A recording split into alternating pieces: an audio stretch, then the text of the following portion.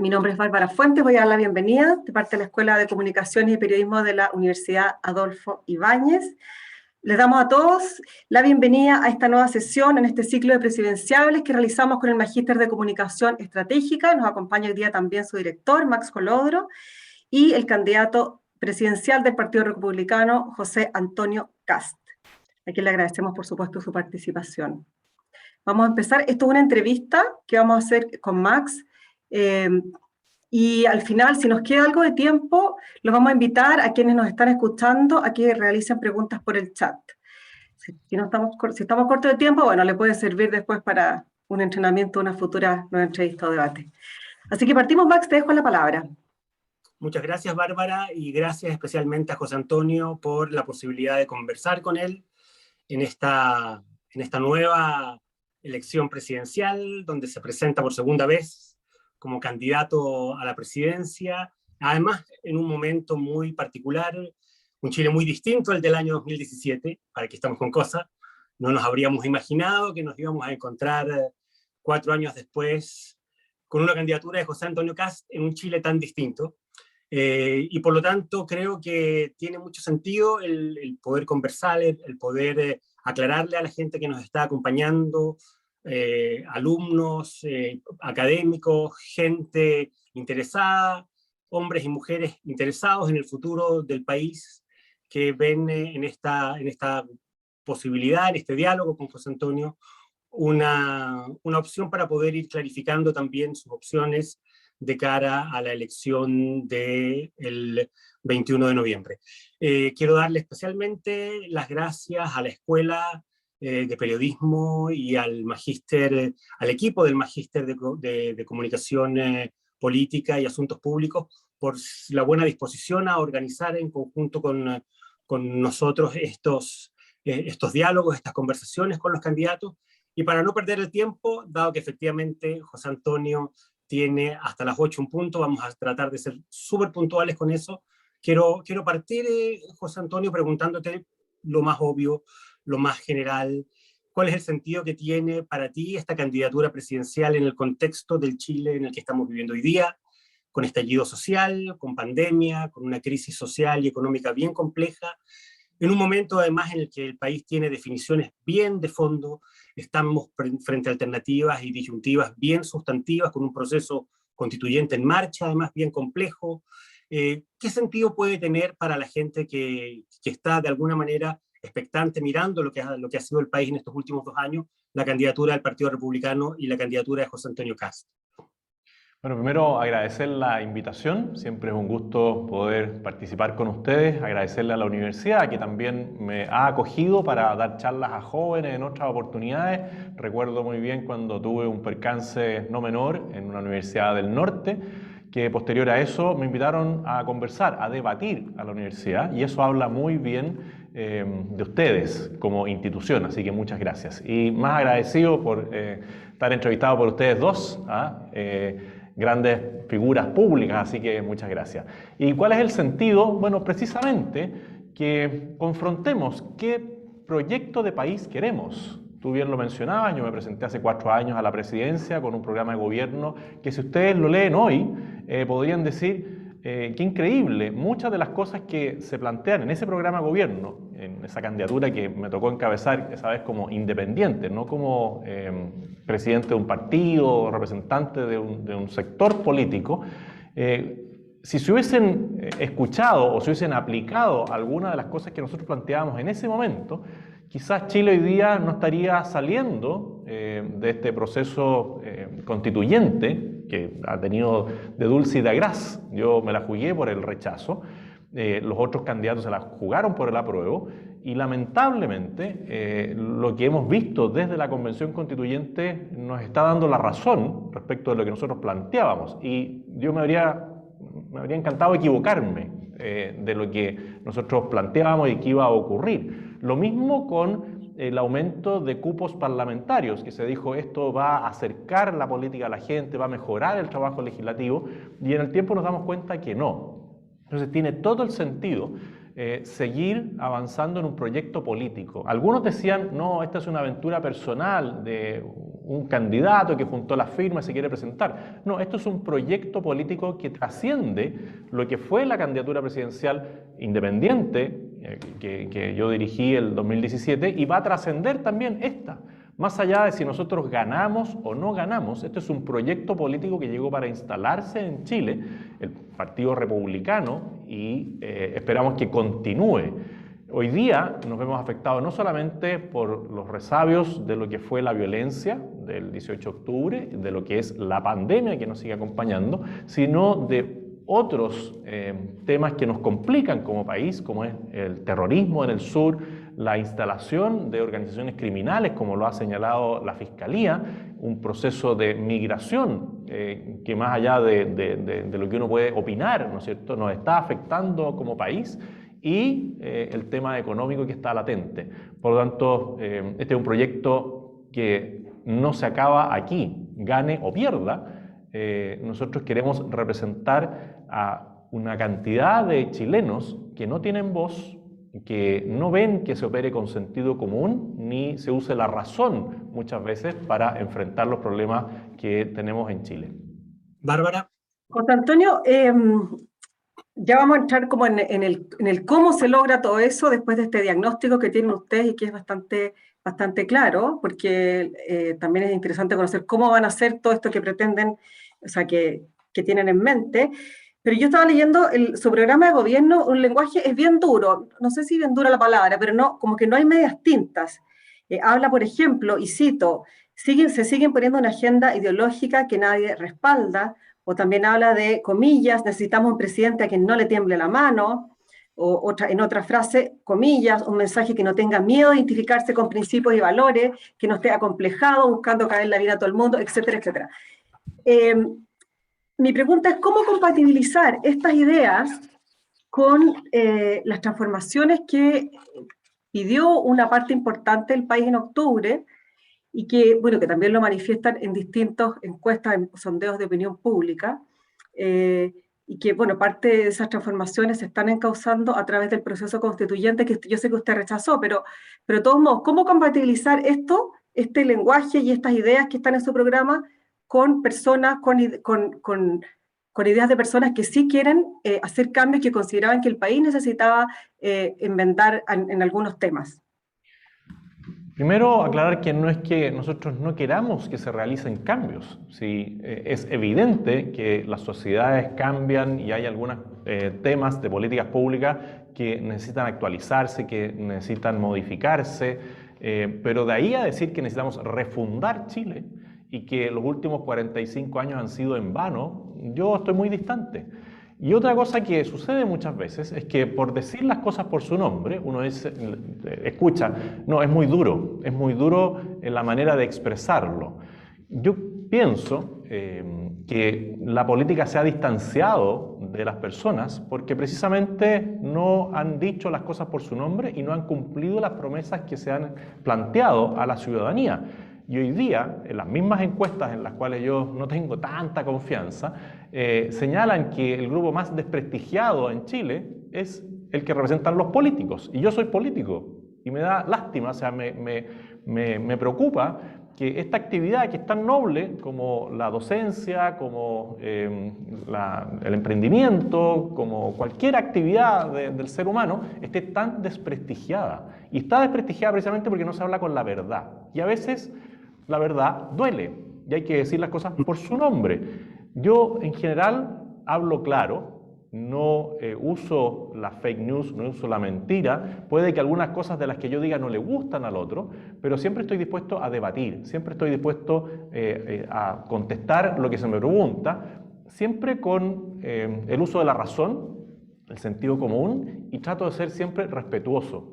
A diferencia de lo que ocurre en otro sector político, que usa la pasión, que usa la sinrazón muchas veces, no para argumentar, sino para ejercer la violencia física, de la cual he sido objeto, verbal, de la cual también he sido objeto, y virtual, de la cual también he sido objeto.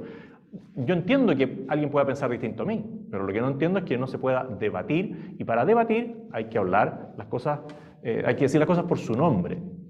A veces puede sonar duro, pero es lo que nosotros pensamos y lo decimos con claridad. Y eso yo creo Ya, que pero debe... usted entonces decir que no le tiemble la mano, para usted no es duro, sino es una verdad que hay que decirla, porque sí, Bueno, porque es las... que, por ejemplo, cuando el presidente negocia con los terroristas, eso para mí es absolutamente equivocado en la línea de acción. Con el terrorismo no se puede negociar. El terrorismo es como un cáncer y uno lo tiene que combatir dentro de los márgenes legales, pero uno no puede entrar a negociar con alguien que ha asesinado a otras personas, a alguien que genera violencia permanente. Por lo tanto, en eso yo digo, no me va a temblar la mano. Y cuando uno enfrenta el narcotráfico, lo mismo. Y cuando enfrenta la delincuencia, lo mismo. Las personas que han sufrido los portonazos no están esperando que a esas personas los traten con guante blanco. No, quieren que los traten de acuerdo a lo que dice la justicia. Y ahí también tenemos que hablarle fuerte y claro a los miembros del Poder Judicial y a los miembros del Ministerio Público. Y no porque haya que hablarles fuera del marco legal. No, nosotros queremos que apliquen la ley, no que la interpreten. Y la ley es clara.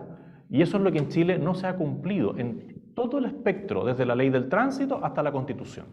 Pero José vamos a algo Antonio, bien... perdón, Max. no, adelante, Bárbara. No, es que es algo bien concreto, que es el tema que está esta semana, que lamentablemente a raíz de lo que ocurrió en Iquique, se instaló el tema de la migración, porque cada cierto tiempo vuelven, ¿no es cierto? Algo que se preveía que iba a pasar, que era una ola migratoria cuando fuera terminando la pandemia, con lo que pasó ayer. ¿Cómo lo resolvería usted? Porque en su programa dice que hay que reforzar la seguridad de la frontera, pero la frontera es muy larga y yo hasta ahora no he visto ningún país que diga queremos migración ilegal, vamos a descuidar la frontera. El desde es como decir, bueno, vamos a cuidar la frontera y vamos a evitar la migración ilegal.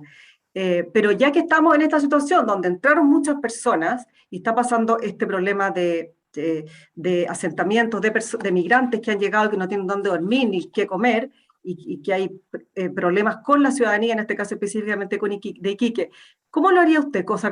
Porque no está detallado en su programa, ¿cómo lo resolvería usted si usted fuera gobierno, por ejemplo? Bueno, primero es condenar la violencia, porque esto no se soluciona con violencia. Y nosotros en eso hemos sido muy claros. Condenamos la violencia terrorista del sur y condenamos la violencia contra cualquier migrante. Yo soy hijo de migrantes. Y nosotros lo primero que tenemos que erradicar es cualquier viso de violencia o odio a los migrantes. Después tenemos que determinar quiénes fueron los primeros responsables de que esto ocurra. Y no solamente mirar al exterior, porque esto claramente tiene un origen, en el caso de Venezuela, en una narcodictadura de Chávez en su primera instancia y después de Nicolás Maduro, narcodictadura que es respaldada por chilenos que ejercen roles políticos, que no dicen nada con lo que ocurra allá y tampoco hacen nada para solucionarlo desde el punto de vista internacional, para exigir, ¿no es cierto?, una intervención de la ONU o de otro organismo respecto de esa crisis humanitaria que está ocurriendo allá. Después decir que aquí hay dos proyectos políticos, uno que encabeza Gabriel Boric, que es una invitación abierta a todos los migrantes a venir a Chile, y él dice, nosotros vamos a tener un estatuto especial para el migrante y le vamos a dar todos los derechos desde que entre a Chile. Y otro que dice que nosotros como país tenemos legítimo derecho a señalar que no podemos recibir a todas las personas y a las personas que vamos a recibir son aquellas que entran por pasos habilitados. Y de nuevo, vamos a buscar cómo se genera esto. Las migraciones parten con un gobierno de Michelle Bachelet que en el fondo no le pone coto a organizaciones criminales que lucraban con el tráfico de personas, como lo reconoció el mismo exministro Heraldo Muñoz en un programa de televisión, que dice, nosotros sabíamos, pero no hizo nada. Y después decir que en Chile hoy día hay otro gran responsable, que es el gobierno. ¿Pero cómo se pone fin a la migración ilegal? Si ustedes miran lo que pasa en el norte, por ejemplo en la frontera chileno-peruana, ahí no hay inmigrantes ilegales, o muy pocos, muy pocos. Que no existen los inmigrantes ilegales. Las personas no son ilegales, es la migración la que... Irregulares, pero una persona que entra de manera irregular es una persona que está cometiendo una ilegalidad, porque no está cumpliendo con la ley. Entonces, podemos tener matices, pero claramente hay una situación donde hay personas que no cumplen con la ley y que están en Chile, y que no debieran estar. Debieran estar en Perú, deberían estar en Bolivia, deberían estar en Ecuador, en Brasil, en Colombia, y ahí hay que empezar a clarificar, porque algunos hablan del estatuto del refugiado. Refugiado es la persona que sale de su país, porque está en riesgo su vida, llega a otro país y pide refugio. ¿Alguien me puede explicar por qué alguien que sale de Venezuela pasa a Colombia y después pasa a Ecuador, y después pasa a Perú, y después pasa a Bolivia, y después llega a Chile, sigue siendo refugiado? Yo al menos no lo entiendo. Porque el ¿Pero cómo lo hace con la gente que ya entró? Mi pregunta de verdad, yo entiendo que cuidar la frontera. Vamos paso a paso, porque esto no es algo simple. Entonces después digamos que hay responsabilidad. Hay una frontera chileno-peruana por donde no ingresan personas de manera ilegal. ¿Y por qué estas personas no entran por ahí? Porque hay un control fronterizo que no existe en la frontera chileno-boliviana. Entonces las personas se van de Tacna, llegan a Pisica, Bolívar, y entran por Colchane. Y algunos se devuelven incluso a Arica, cosa que yo lo he comprobado en Colchane, porque he ido 2 veces a Colchane, he hablado incluso con los migrantes, y les he señalado que yo no soy de fronteras abiertas. Después, ¿qué hace uno en la práctica? Primero, reforzar con personal de carabineros y con personal de las Fuerzas Armadas la frontera. Y no es que las Fuerzas Armadas vayan a hacer algo, las Fuerzas Armadas observan con sus equipamientos, que son bastante más sofisticados a veces que los que tiene la policía de carabineros, y le avisan a carabineros que hay posible entrada de migrantes al país sin su documentación al día. Eso es uno. Después, usted tiene que poner barreras físicas, porque efectivamente la frontera es muy amplia en la zona de Colchane, y uno no puede enfrentar a un militar con un migrante, porque además tendría que tener 2 o 3 veces la fuerza militar en comparación con los migrantes para poder generar una especie de barrera humana. Por lo tanto, usted tiene que poner una barrera física. ¿Un muro? No, una zanja, porque también aquí partió esto mucho antes. Si usted mira mi programa de hace 4 años, yo ya hablaba de que en algunos sectores había que cerrar los pasos ilegales, y eso se hace de distintas maneras. Esto partió con Michelle Bachelet, porque si alguien dice, oiga, pero ¿cómo va a poner una zanja? Bueno, Michelle Bachelet partió y no la terminó. Y yo al subsecretario Gali también en algún momento le dije, ustedes tienen que hacer algo concreto, no saca nada con mandar 100 soldados, usted tiene que mandar primero 100 retroexcavadoras a hacer una zanja, para poner un límite y definir, este es el límite, porque usted va y ve un hito aquí, y ve un hito a varios kilómetros más allá, y una planicie.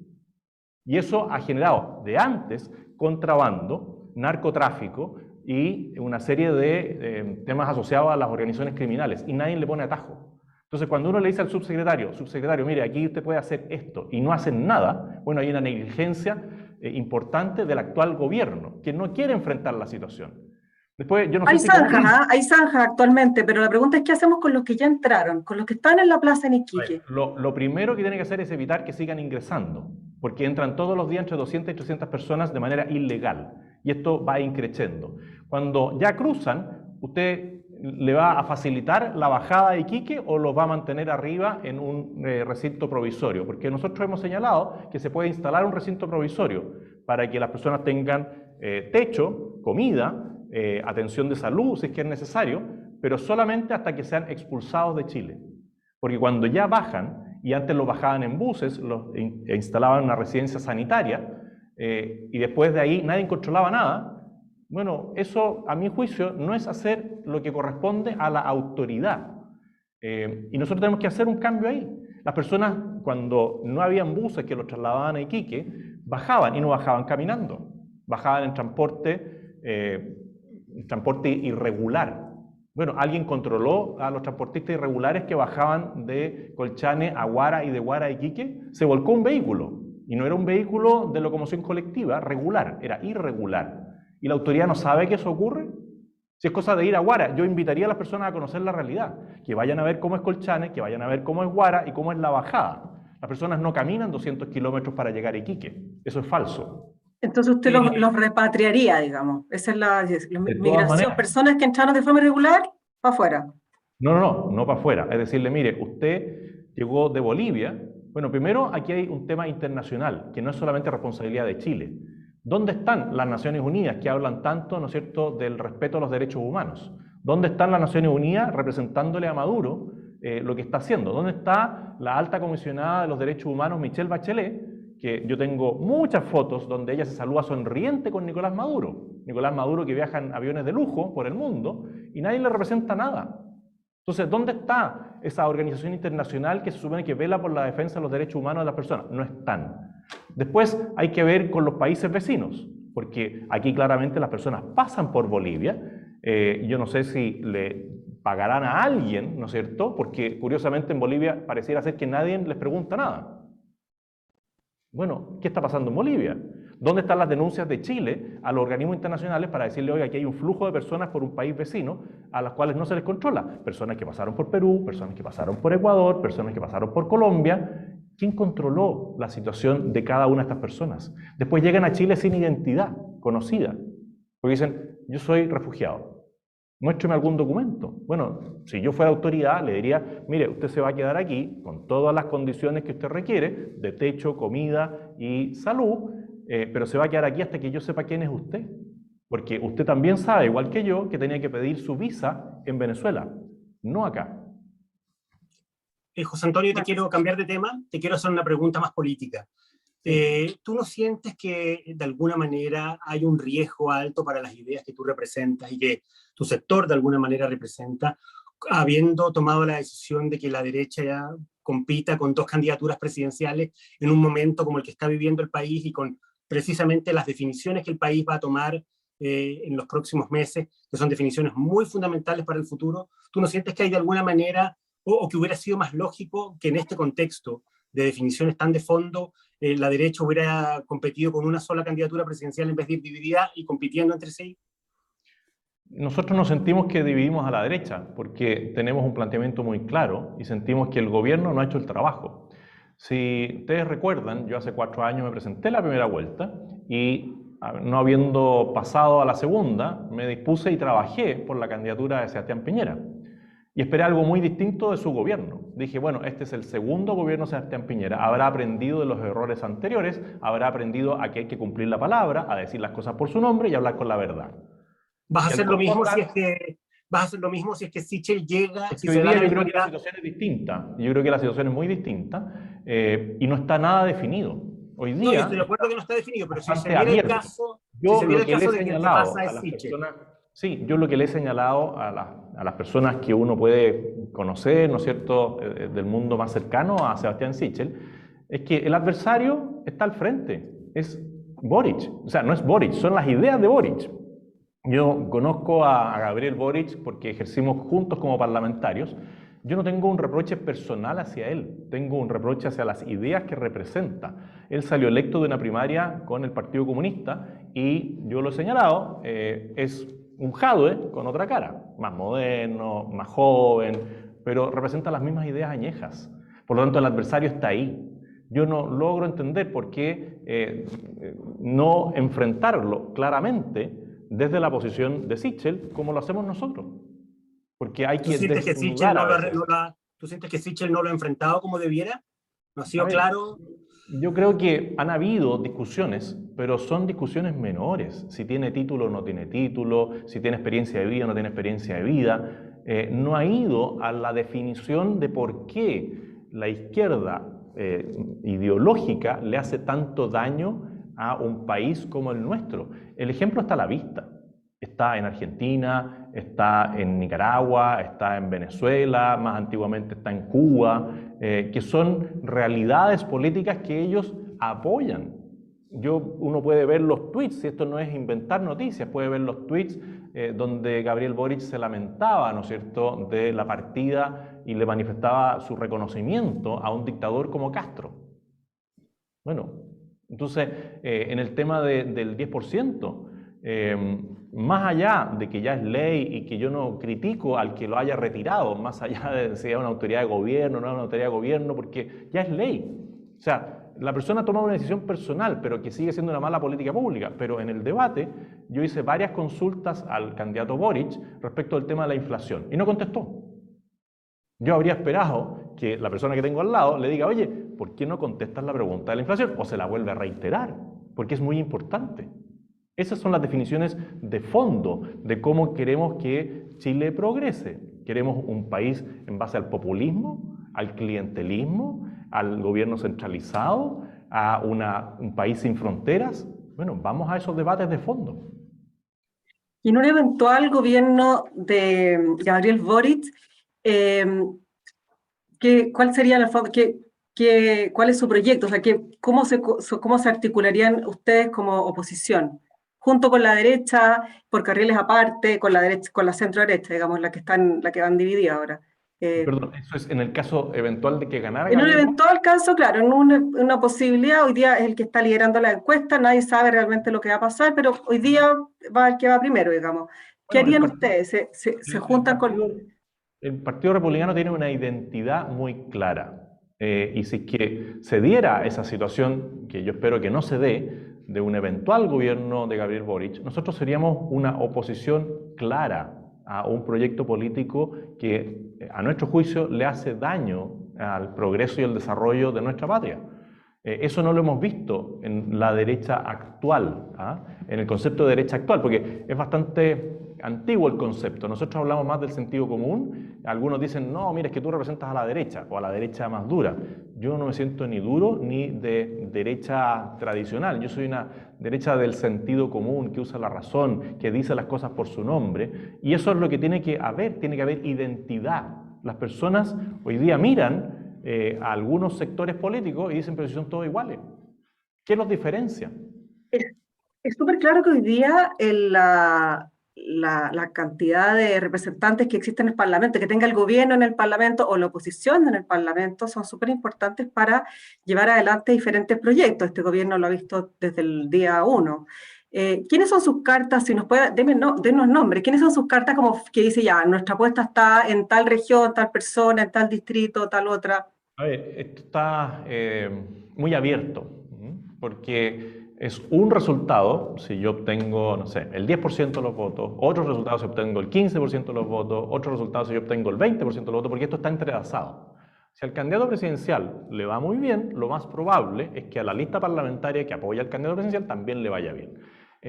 Y por otro lado, si los candidatos a parlamentarios que llevamos son claros, dicen las cosas por su nombre, les va a ir muy bien y van a hacer el efecto inverso, me van a ayudar a mí a salir adelante. Entonces, es muy difícil hoy día, en una elección que está abierta, porque está abierta, decir cuál va a ser el resultado. Nosotros estamos esperanzados de que nos va a ir bien. El mínimo para que el Partido Republicano pudiera seguir existiendo son 4 diputados, y yo creo que vamos a estar muy por sobre esa meta. Pero no quiero pecar de optimista, no sé, de alguien que dice, no, mira, nos va a ir increíble. No, nosotros trabajamos día a día, más allá de si las encuestas dicen que estamos bien o estamos mal. Trabajamos incansablemente. Yo creo que vamos a superar, no sé, la bancada más pequeña de los partidos de derecha. Si la bancada más pequeña hoy día tiene 6 diputados o 7 diputados, nosotros vamos a estar de ahí para arriba.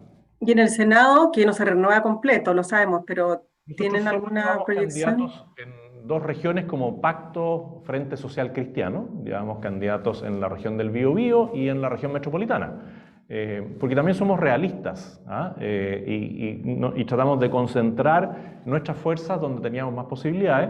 Por lo tanto, yo espero que al menos en las 2 regiones podamos tener un representante, o al menos en una de ellas 1 o 2 representantes. Se ve difícil, pero yo creo que es posible que nosotros tengamos también representación en el Senado. Y tengo alta esperanza en que ello ocurra. José Antonio, ¿cómo te explicas, en definitiva, que haya habido en Chile un estallido social como el que hubo, que haya tenido los niveles de respaldo social que ha tenido según todas las encuestas, que el apruebo haya ganado casi con un 80% en el plebiscito y que la opción que de alguna manera tú encarnaste, tú representaste, el rechazo, haya llegado apenas al 20%? ¿Cuál es la explicación que tú das para un poco lo que ha sido la dinámica que se ha dado en este país en los últimos 2 años? Bueno, un muy mal gobierno, un muy mal segundo gobierno, tanto de Michelle Bachelet como de Sebastián Piñera. Yo creo que las urgencias sociales están ahí y eran evidentes. Hay situaciones que molestan a las personas, sí. ¿Quién no se molesta cuando paga por un servicio y el servicio no cumple el mínimo? ¿Ah? Yo vivo en Buin, tengo que usar todos los días la autopista y pago un TAC y siento el tic, tic, tic y no avanzo. Ajá. Y mientras más taco, más pago. Claro que molesta. Y cuando uno ve, oye, van a licitar de nuevo y van a entregárselo a los mismos y no van a hacer ninguna modificación, claro, se empieza a hinchar la vena. ¿Ah? Entonces uno dice, bueno, ¿y la autoridad en qué estaba pensando de que no se anticipó a una situación como esa? Vemos la situación de la salud. Aquí se le dedica mucho tiempo a la salud privada y poco a la salud pública. yo en el debate planteé una situación del hospital de Ovalle, ¿ah? Y me contestaron y dijeron, porque yo dije, hay 13 prevencionistas de riesgo, me dicen un comunicado de prensa, el candidato miente, y en el mismo comunicado dicen, sí, tenemos 3 aquí, 4 acá, y hay otros 5 que están en otras funciones, pero son prevencionistas de riesgo. Y hoy día me entero de que tienen 4 abogados y 3 periodistas, el hospital de Ovalle. Entonces, ¿dónde estaba la autoridad para decir, oye, terminemos con el abuso, terminemos con la corrupción de meter operadores políticos, parientes? ¿Cuántas veces le dije a personas que estaban dedicadas a la política, no contraten a parientes? El último proyecto de ley que presenté fue el proyecto antipitutos. Y cuando un amigo mío no lo quiso firmar porque dijo que era muy duro, yo le dije, sí, es para que tu señora no trabaje en el gobierno de Sebastián Piñera. Porque nosotros estamos criticando a Carolina Goich por los parientes que tiene en el gobierno, entonces nosotros tenemos que mostrar que somos distintos. Entonces, veníamos de un mal gobierno de Michelle Bachelet que subió los impuestos y que trancó la economía en Chile con una inmigración desregulada, auspiciada por el gobierno de Michelle Bachelet. Llegamos al gobierno de Sebastián Piñera que prometió orden, seguridad, trabajo, crecimiento y otras cosas como achicar el Estado, no lo achicó. Combatir el terrorismo, no lo combatió. Bajar los impuestos, no los bajó. Terminar con el nepotismo, no lo terminó. De hecho, él mismo trató de posicionar a su hermano como embajador en Argentina. Y uno decía, pero ¿en qué está pensando? Todas esas cosas confluyeron para que el malestar ciudadano se complementara con una violencia extrema y se mezclaran las dos cosas. Si te hubiera tocado a ti estar de presidente para el estallido, ¿cómo hubieras enfrentado tú la violencia extrema? ¿La habrías reprimido de otra manera? Primero, yo te aseguro que si yo hubiese sido electo presidente hace 4 años, no habríamos llegado a la situación del 18 de octubre, porque habría terminado con muchos de esos abusos que molestaban a las personas de manera previa. Y habría Pero si te hubiera tocado enfrentar una circunstancia de esa naturaleza. Claramente, yo el mismo 18 de octubre al mediodía hice un video desde La Serena, donde estaba invitado a dar un seminario juntando firmas, donde le decía al presidente Piñera, decrete el estado de emergencia ahora. Porque lo que ocurrió en la mañana del 18 de octubre, en la estación Santa Ana del metro, eso no fue un acto espontáneo de la ciudadanía, eso fue programado, ¿no es cierto? Y todo el tema del EVADE se concentró en ciertas estaciones del metro y se generó una escena de violencia que fue arrastrando. Las personas a las 6 de la tarde no sabían qué estaba pasando en Chile. Y eso claramente tuvo algún grado de coordinación. Pero después el presidente reacciona tardíamente con un estado de sitio, que lo hace mal además, porque cuando tú ya decretas un estado de sitio, ¿qué sacas con enviar a los militares a una tanqueta a la Plaza Baquedano, donde hay 50.000, 100.000 personas reunidas?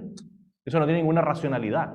Porque cuando hay desórdenes públicos, tú lo que le pides a los entendidos, a los que saben manejar ese tipo de situaciones, que son las fuerzas policiales, que hagan control del orden público. Y a las fuerzas militares tú les pides, bueno, resguárdenme lugares críticos que podrían ser afectados por la violencia terrorista. Es lo mismo que yo señalaba en la Araucanía hace tiempo atrás, que yo decía, tenemos una cantidad de carabineros cuidando la vida de las personas por órdenes judiciales que no están cumpliendo con la labor policial. ¿Por qué no reemplazamos a esas personas por miembros de las Fuerzas Armadas que vigilen o custodien a las víctimas y dejemos que la fuerza policial haga lo que ellos saben hacer? ¿Tú habrías usado a las Fuerzas Armadas para controlar el orden público?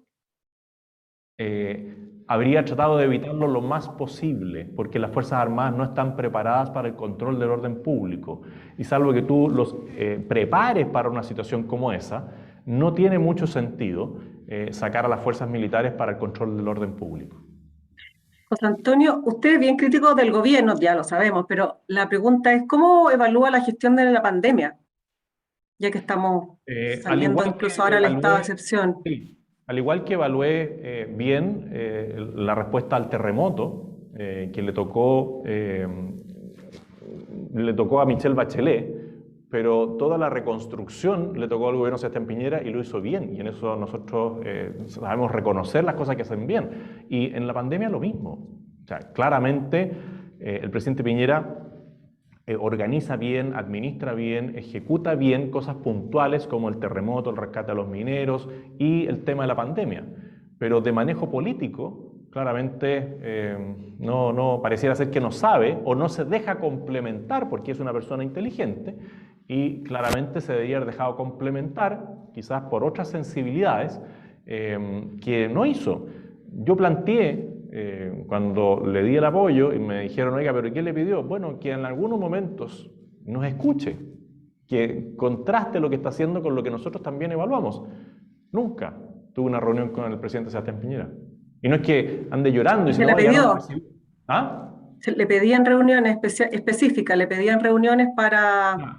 Yo le dejé planteado la posibilidad de al menos un par de veces al año poder reunirnos para mostrarle lo que nosotros podríamos llegar a ver de su gobierno, sin ser parte de su gobierno, porque nosotros le dijimos, nosotros no queremos ser parte del gobierno, queremos colaborar, queremos que a usted le vaya bien, porque si le va bien a usted, le va bien a Chile. Pero después, por ejemplo, nos constituimos como partido político y solicitamos que se nos recibiera como partido político constituido, como lo han hecho con todos los partidos políticos, y nunca tuvimos respuesta.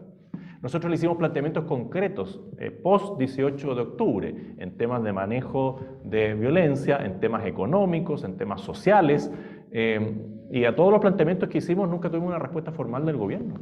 Es bastante inexplicable. José Antonio, acabo de ver pasar una pregunta del público. ¿Cómo gobernaría José Antonio Kast y el Partido Republicano? ¿Con quién? ¿Con quién construiría alianzas para gobernar en la eventualidad de que tú ganaras la próxima elección? Bueno, primero hay que señalar que no todo pasa por el Congreso, porque muchas personas a veces dicen, ah, mira, pero es que el presidente no pudo hacer nada porque tiene el Congreso en contra. Eso no es verdad. Porque uno lo primero que tiene que hacer cuando tiene un Congreso como el actual es decir las cosas por su nombre y llevar el programa de gobierno completo y decirle a la opinión pública, miren, nosotros planteamos esto en el programa, se lo planteamos al Congreso y el Congreso lo rechazó. Eso hizo, por ejemplo, Marcela Cubillos cuando era ministra de Educación y planteó el aula segura. Y finalmente salió aprobado el proyecto de ley Aula Segura porque se le habló a las personas en base a lo que estaba ocurriendo en los establecimientos educacionales con la violencia extrema y que para eso se necesitaba una norma extraordinaria. En la reforma tributaria, el presidente entró con una reforma tributaria a medias, no con lo que él creía. En la reforma previsional no se avanzó nada. En temas de salud se avanzó en temas de pandemia, pero en otras cosas se avanzó poco.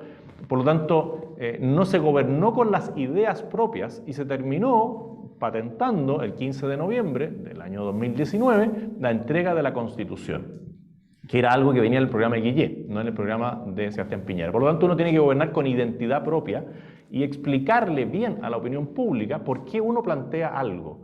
Yo hubiese sido presidente, habría enviado la reforma al Parlamento de los primeros días.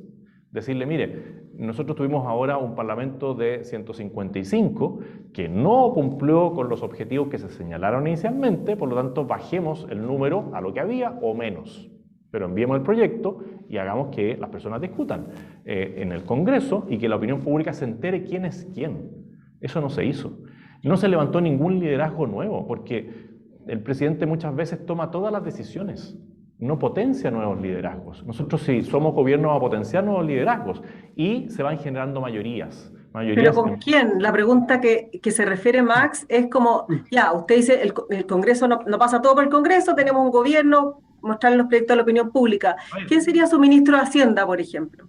No lo vamos a decir todavía.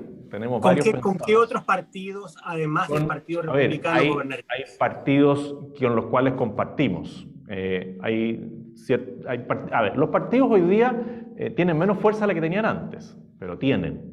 Y claramente tenemos una identidad común con la UDI, con Renovación Nacional, en muchos temas con Evópoli, en muchos temas con el PRI. Yo creo que también con personas que siguen siendo militantes, quizás no son diputados, pero de la democracia cristiana. Incluso yo puedo conversar y puedo llegar a acuerdos con personas del PPD. ¿Por qué no? Sí, hay temas que son de sentido común, vuelvo a decir. Si nosotros queremos arreglar las pensiones, ¿por qué no crear grandes mayorías? Y decir, miren, nosotros esto es lo que planteamos, estas son las alternativas que hay a nivel mundial, busquemos acuerdos. Yo estoy convencido de que si nosotros planteamos derechamente lo que queremos hacer, se puede llegar a acuerdos más allá de lo que es el Partido Republicano o lo que es la actual coalición de gobierno, con la cual tenemos muchos puntos en común. Y por eso en términos generales, ¿cómo se arreglan las pensiones en Chile hoy día? Bueno, son muchos factores, ¿ah? Y no es algo de corto plazo. Cuando alguien dice, mire, yo le voy a arreglar las pensiones de un día para otro, eso es mentira. Y me tocó siendo diputado, que iba muchas veces a clubes de adulto mayor, que eran las personas más interesadas en que le mejorara la pensión. Entonces, la pregunta clásica es, diputado, ¿y usted qué va a hacer con nuestras pensiones? Entonces yo le decía, mire, quiere irse contenta, hoy día alegre, ¿no es cierto? Y decir, bueno, diputado, este es mi diputado, yo le diría, le voy a duplicar la pensión. Usted se iría contenta, pero al final del día diría, otro mentiroso más, ¿ah? Porque vino para acá y nos prometió el doble de las pensiones y nunca lo hizo. Entonces, primero, de nuevo, hay que hablar con la verdad. Las pensiones no se van a duplicar en 1 año ni en 2 años. Este es un proceso. Pero en paralelo nosotros podemos hacer cosas distintas para ayudar a las personas. A los adultos mayores que hoy día pagan contribuciones. Decirle, mire, si esta es su vivienda, por la cual usted se sacrificó, se esforzó, la pagó y vive ahí, no pague contribuciones. Sí, ¿por qué le va a pagar un arriendo al Estado por las contribuciones? Después, ¿Y cómo se reemplazan esos recursos para el Estado? Bueno, primero eliminando las malas políticas públicas. El Transantiago se lleva $1.000 millones al año. Solo el Transantiago. Cuando uno hace análisis del sobregasto presupuestario o del mal gasto presupuestario, uno dice, y todos los informes internacionales dicen que se malgasta entre un 3 y un 5% del presupuesto de la nación. Hay como $3.500 millones. ¿Ah? De una pasada. Después, funcionarios que tienen la calidad de funcionarios, pero son operadores políticos, como lo que yo le menciono del hospital de Ovalle. Bueno, hay muchos. Yo le invito a sacar la cuenta, multiplique 20.000 por 1,5 millones, o por 2 millones, o multiplique por 1 millón al mes, y eso multiplíquelo por 12 y multiplíquelo por 4. Y se va a sorprender de la cifra que le va a dar. Tiene que poner el teléfono para al lado, porque la cifra así no le da. ¿Ah? Son muchos montos que se pierden día a día. Nosotros tenemos que achicar el Estado y llegar a un Estado más eficiente, austero y pequeño, fuerte, pero austero, pequeño. Pero no es lo mismo achicar el Estado que hacer el Estado más eficiente. De hecho, se ha estudiado bastante que el tema de la inversión en transporte va en directo beneficio de la población. Quizás está concentrado en Santiago, quizás obviamente que hay que mejorar la gestión, pero hay países incluso que han hecho transporte gratuito estudiando el beneficio directo que llega a la población, que dicen, ya con que la gente no pague en transporte y se puede usar su plata para otras cosas, es un beneficio directo para la gente. Porque tiene que pagar y le dan un mal servicio. Entonces que alguien me explique cuál es el beneficio, porque antes uno podía discutir el servicio, pero al Estado no le costaba nada, a las personas más pobres no les costaba nada. Hoy día el 19% que usted paga de IVA se va a mal gasto público. Entonces quizás a uno el 19% no le duele tanto, porque uno no se gasta todo lo que tiene en comida, en alimentación, en vestuario, o en algunos temas en los cuales las personas más humildes sí se lo gastan. Y después igual ha cambiado la gestión del Transantiago, o sea, decir que es un mal servicio. ¿Cuándo fue la última vez que usted usó el Transantiago? El jueves pasado. ¿Sí? ¿De dónde a dónde? De todo Apoquindo. Me lo tomé en Apoquindo y llegué hasta abajo, hasta el Paseo Humá. Pero eso da lo mismo, si en el fondo creo que yo no lo uso habitualmente. Vive en Cerro Navia, la gente vive en Puente Alto, la gente vive en La Pintana y se demora 2 horas si toma el Transantiago. Sí, por supuesto, no, si lo que quiero decir es que... ¿Lo hizo en metro o lo hizo en Transantiago? No, Transantiago. Lo que quiero decir es que el tema es en el fondo... ¿Perdón? Yo vivo igual de lejos que usted, entonces yo no puedo usar lamentablemente el transporte público como se usa en las ciudades. Pero cuando usted usa en Apoquindo, cuando la usa en Apoquindo... la pregunta no, si da lo mismo empezar a hablarle mi agenda, mi horario en las micros. No, la pregunta es el siguiente, yo digo, usted dice, hagamos el Estado más eficiente. ¿Para ver cuándo se demoraba la micro? Usted puso en el paradero a esperar la micro. ¿Estaba en el paradero, parada, esperando la micro? Pero vamos al tema de fondo. Usted dice... Vamos a la cosa concreta, porque muchos técnicos, se lo digo por usted, es que justamente... ministros definen lo que tienen que usar las personas y nunca lo han usado. Ese fue el gran problema del Transantiago, pero decir que el Transantiago es un servicio pésimo... Pero el Transantiago lo implementó Michelle Bachelet, después pasó por Piñera, por Michelle Bachelet de nuevo y por Sebastián Piñera de nuevo, y sigue siendo igual de malo. ¿Conoce la intermodal? Esa era mi discrepancia, que yo no creo que siga siendo igual de malo como cuando se implementó. Hagamos una encuesta. Pero es una opinión que en realidad da lo mismo en este contexto. Pero sí me interesa el tema de la gestión del Estado, porque en varios debates, en entrevistas a distintos candidatos, la verdad es que nadie habla de qué vamos a hacer en la pandemia, como si la pandemia hubiera pasado y volvimos a ser el país que éramos antes, y la verdad es que no somos el mismo país. Eh, ¿cómo, ¿Qué propone usted concreto en el manejo de la post-pandemia?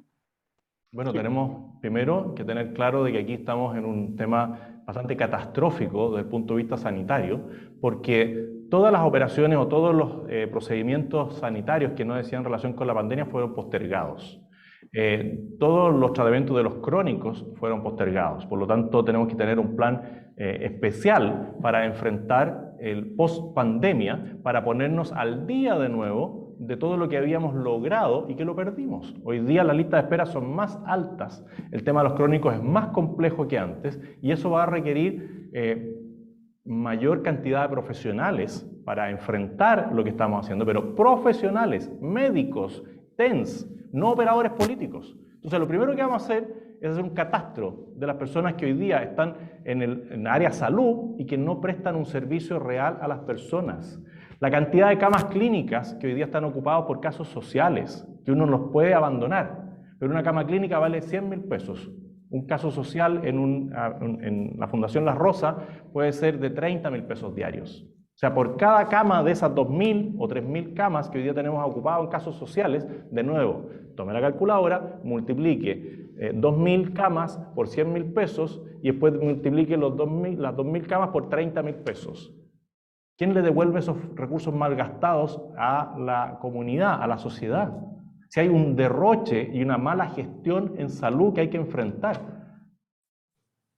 Y a nivel de economía, porque ya en salud hay que acortar las listas de espera, y a nivel de economía, no sé, por impuestos, dicen que, de hecho, hay una de las preguntas aquí de nuestros asistentes que dice que va a bajar los impuestos. Así es. Aquí hay dos cosas que nosotros tenemos que enfrentar. Uno es la seguridad pública. Tenemos que darle paz y tranquilidad a la ciudadanía, enfrentar la delincuencia, enfrentar el narcotráfico, enfrentar el terrorismo, enfrentar las organizaciones criminales con fuerza dentro del marco legal. Tenemos que hacer cumplir la ley, desde la ley más sencilla hasta la ley más importante. Estuve, por ejemplo, en el aeropuerto Temuco cuando algunos jóvenes idealistas decidieron quemar un bosque en el Cabezal Norte. ¿Usted cree que les pasaron una multa por eso? No. Yo estuve 5 horas retenido contra mi voluntad en el aeropuerto de Temuco y a mí me tocó, por esa cosa de la vía, una vez. A los habitantes en la Araucanía y en Arauco le toca todos los días. Inseguridad, miedo.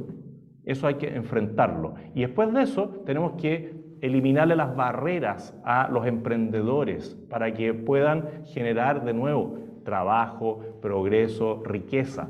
Y para eso hay que bajar los impuestos y eliminar trabas burocráticas y administrativas. Entonces tenemos que hacer un rastreo de eliminar todas las barreras administrativas para que los emprendedores salgan adelante, porque los grandes se cuidan solos. Pero el chico tiene que ir a la tesorería, tiene que ir a impuestos internos, tiene que ir a la inspección del trabajo, tiene que ir al municipio, tiene que ir al servicio de salud. Todo eso lo tiene que hacer él.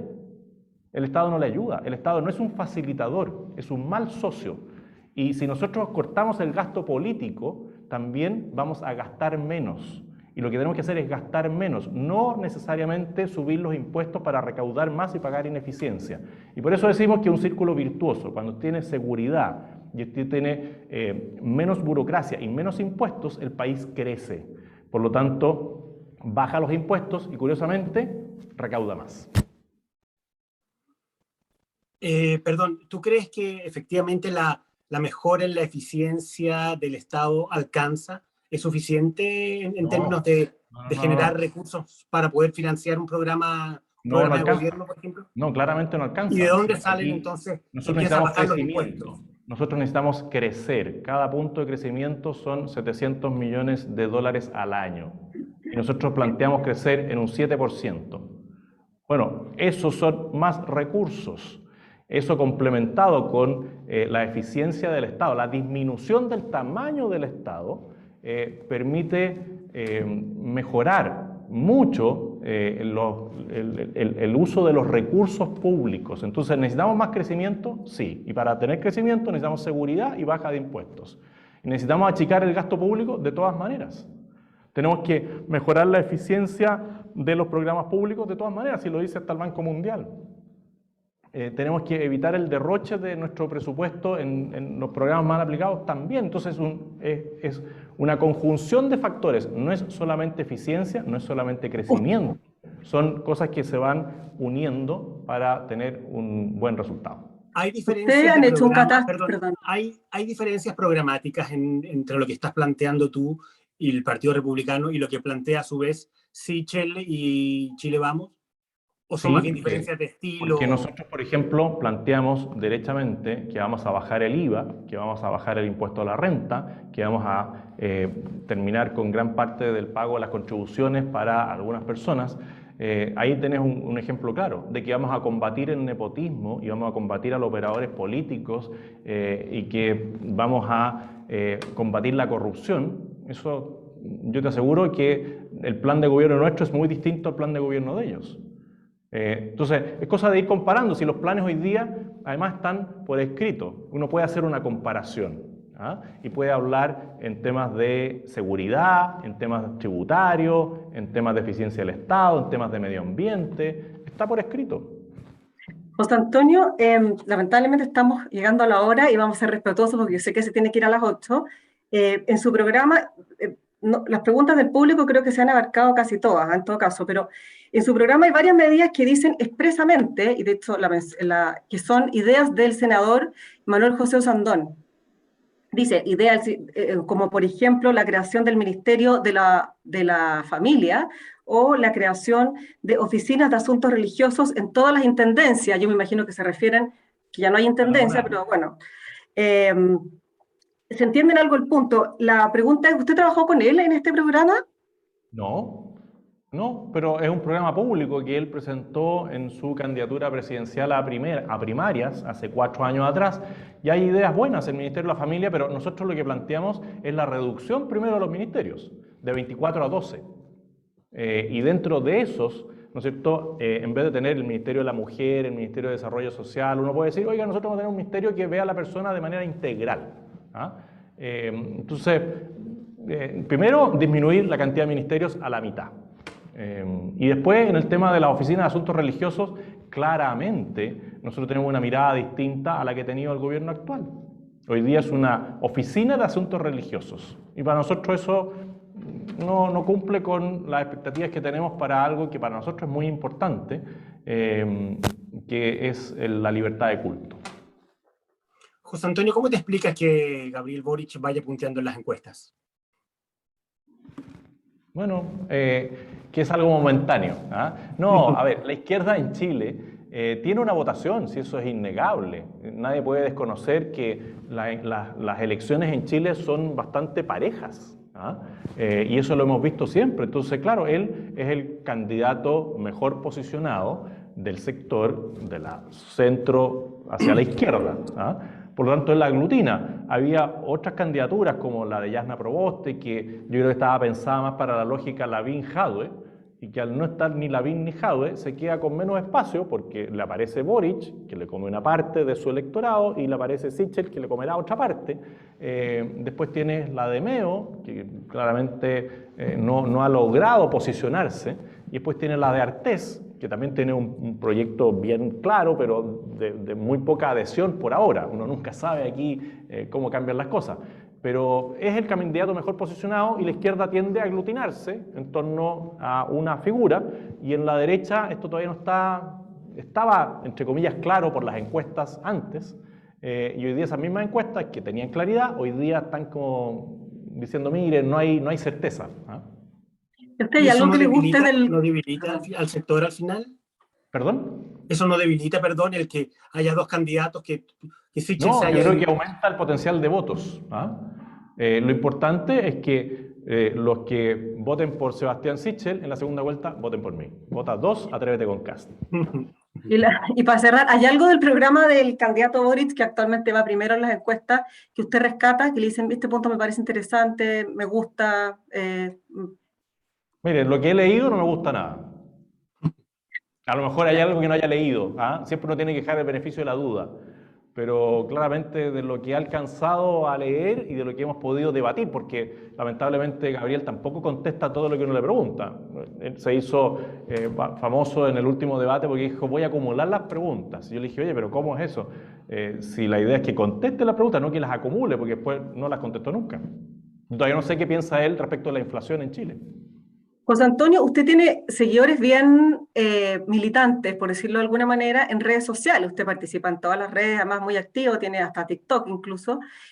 ¿Cómo Les describiría usted recomiendo mi cuenta TikTok, así que lo que a nos sus están sí, viendo, la vi, sí, ayúdenme a la veo. promocionar la cuenta TikTok. Y tiene muchos seguidores. Después de Boric, usted es el candidato que tiene más seguidores en redes sociales, en Instagram, en Twitter bueno, en Facebook, TikTok también, YouTube. en Facebook. La pregunta es, ¿cómo define usted a sus seguidores que se ven, como decía, bien militantes, muy partidarios, que usted habla y lo aplauden? O sea, es como casi una hinchada más que la adhesión política que se conoce en estos tiempos, que son más bien desafectadas. ¿Cómo los describe usted? ¿Quiénes son? ¿Quién es su lector promedio? Son personas que han ido escuchando, viendo lo que uno plantea.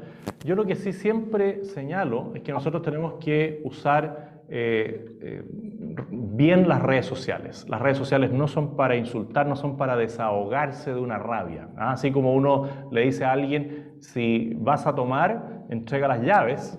Bueno, si tienes rabia, si tienes molestia, entrega el celular. Porque claramente yo no comparto que las redes sociales se usen para atacar a alguien, por ejemplo. Y eso es algo que yo señalo permanentemente a cualquier persona que cuando voy a dar charlas o voy a debate, le digo, oiga, si usted cree que por mandar a la luna a alguien me está ayudando a mí, tiene un grave error de concepto. Entonces, yo le agradezco siempre y le agradezco a todos los que nos están viendo, y seguramente esto se va a viralizar, así que a todos los que me apoyan en las redes sociales les digo gracias. Pero háganlo siempre desde la razón y no desde la pasión.